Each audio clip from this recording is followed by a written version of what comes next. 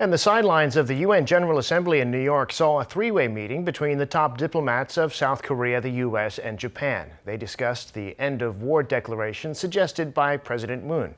Yoon Jung-min reports.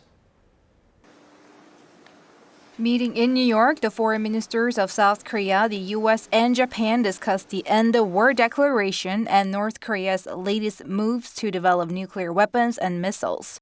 They met on the sidelines of the UN General Assembly on Wednesday, all three together for the first time in about 4 months. In Tuesday's General Assembly speech, President Moon called for an official end-of-war declaration by the parties to the conflict, including the U.S. and China.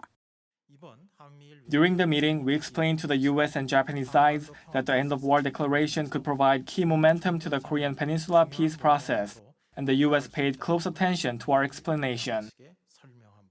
The South Korean Foreign Ministry says the three ministers agreed to bolster diplomatic efforts aimed at making substantive progress on the complete denuclearization of the Korean Peninsula.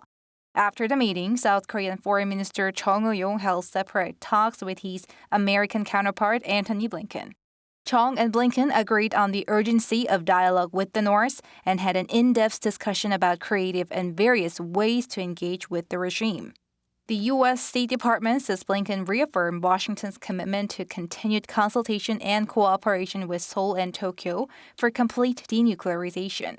The U.S. ambassador to the UN, Linda Thomas-Greenfield, also joined Wednesday's trilateral meeting, which may have included discussions on humanitarian aid to North Korea.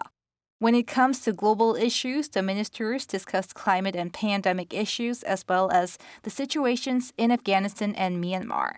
The State Department says the top diplomats also discussed securing supply chains. Yoon Jung-min, Arirang News.